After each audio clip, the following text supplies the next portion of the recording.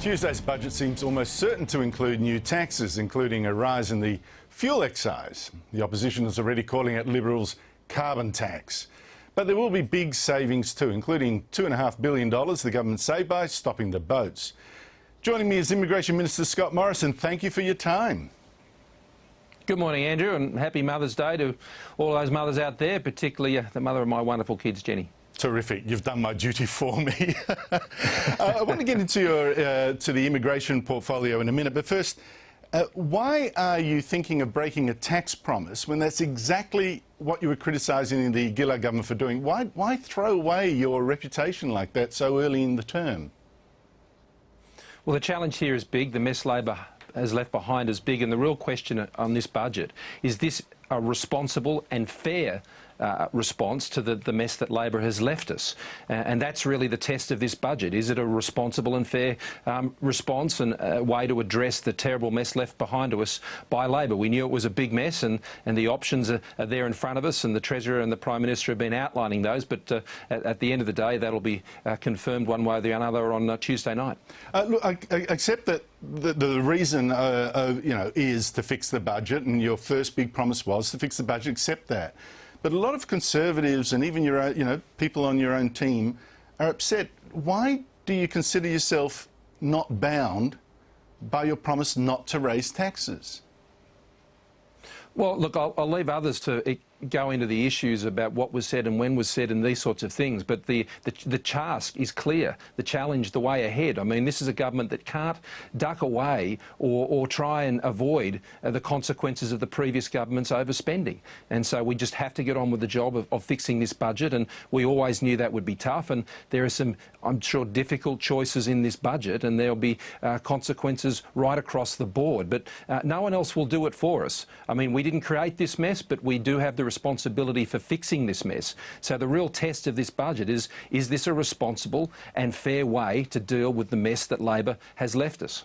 But obviously, raising taxes implies that you didn't want to cut spending by the equivalent amount. Did you lack the courage?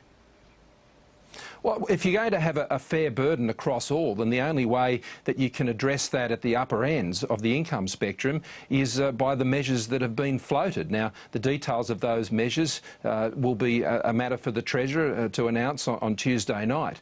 But we believe that what we've been putting together is a responsible and is a fair way to ensure that everybody does the lifting here. We will get to the other side of this, Andrew, if we all work together. But we can't expect others to do the lifting for us, and everybody will be involved in that process, obviously including politicians as well.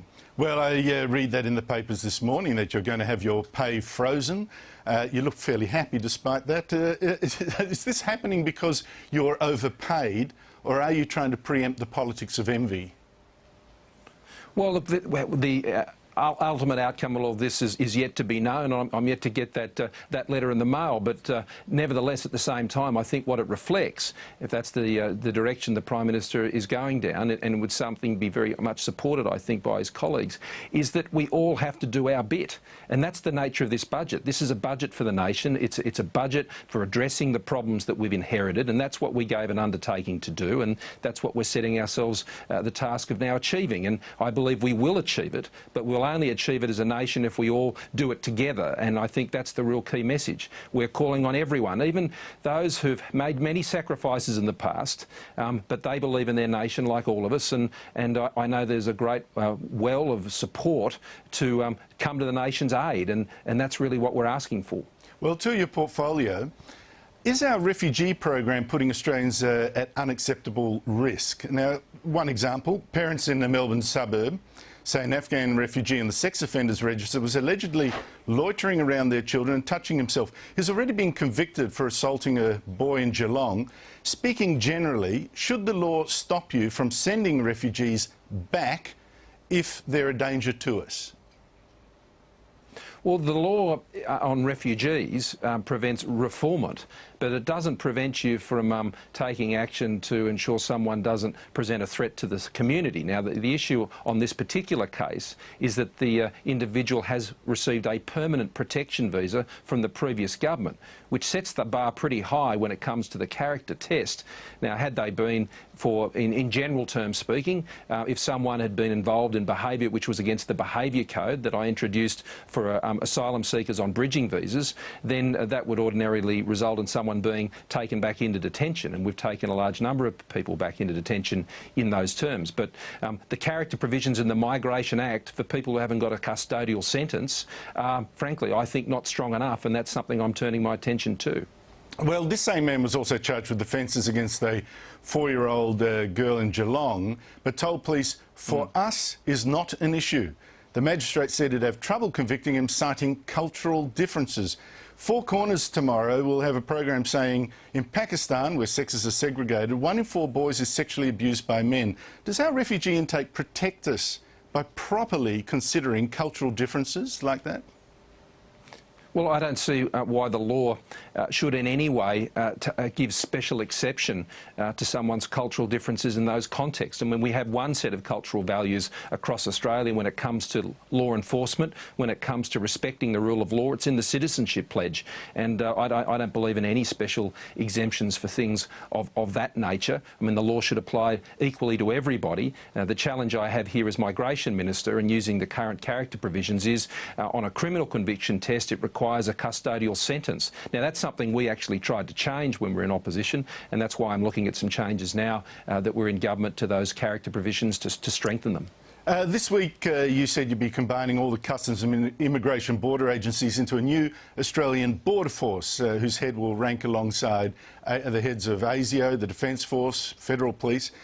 Critics have said you're creating another almost semi-military force. Is that actually a deliberate strategy? No, what we're doing here is creating a civil law enforcement agency to enforce our customs and immigration laws beyond the border, at the border and here within our borders. I mean, this is a law enforcement agency. There are laws here that need to be enforced and need to be investigated when there are breaches, and actions need to be taken. So that's simply what it is. I mean, in the UK it's called a border force, and in the United States there's the Department of Homeland Security, which has a whole range of agencies that are involved in the job of law enforcement. And it's my job as Immigration and Minister for Border Protection to ensure that our border laws are enforced, and that's what this will do. Scott Morrison, thank you so much for joining me. Thanks very much.